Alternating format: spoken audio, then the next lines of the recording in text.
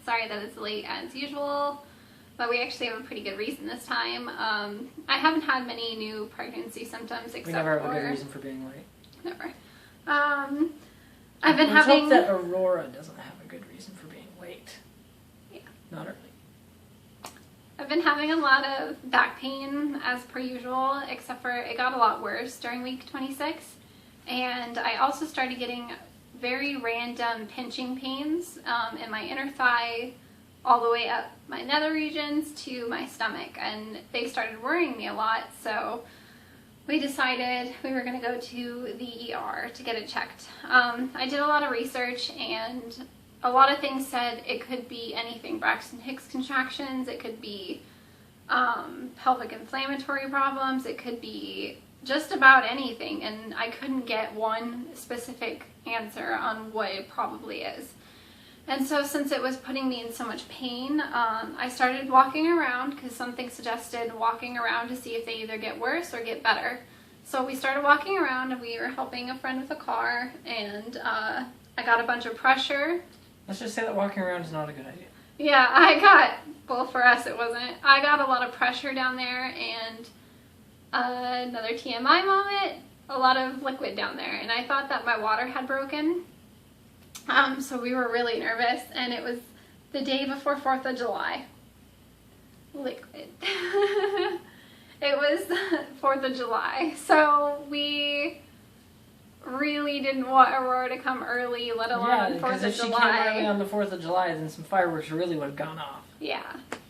So we did decide to go into the ER, and we didn't know that you were supposed to go into labor and delivery. So we ended up going into the emergency room, and there's a guy on the floor, and I'm not going to talk about it. There was just a guy that had a lot of blood everywhere, and he was...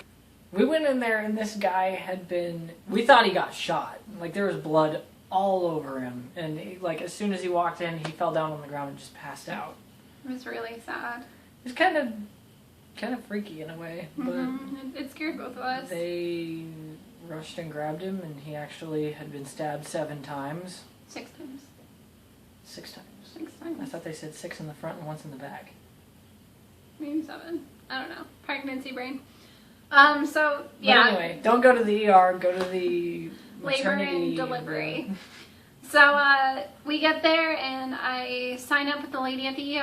After the guy's been taken care of, we waited for him. And, we signed all the paperwork. They took my, blood pressure, you know, they took my temperature, all that fun stuff, heart rate. And they were like, you need to be in labor and delivery. So they had one of their gentlemen come down with a wheelchair, and they had to wheel me into labor and delivery because you're not allowed to walk. So yeah, we ended up getting wheeled all the way over to labor and delivery, which took forever because of course it's on the other side of the hospital.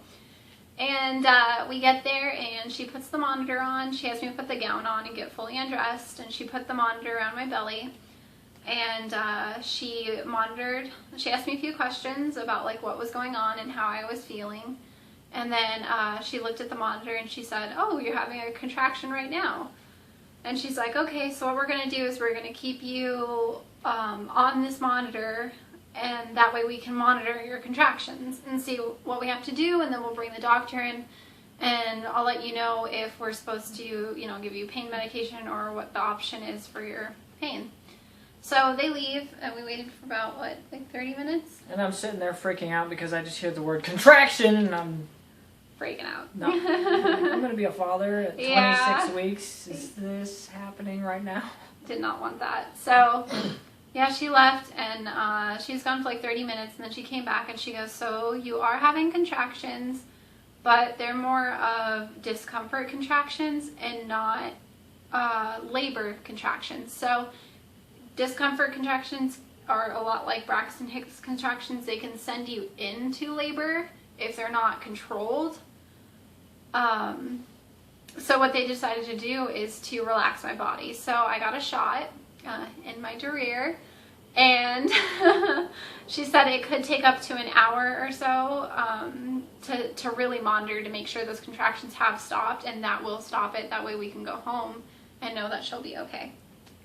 So we waited and we waited and we waited, and it ended up being like 1 in the morning 1 o'clock. It was like 2. It was like 1 or 2 in the morning, and she comes back in. It was a really nice nurse, and she's like, okay, so we've got your contractions to stop, and since it is the 4th of July tomorrow, we want you to take it really easy and not do much. So she pretty much put me on bed rest so that way these contractions don't continue and they don't start again. So we've just been kind of taking it easy and trying to keep her healthy as best we can. And I think that's the biggest update that I have for you guys, because not much else happened, especially with something so big like that.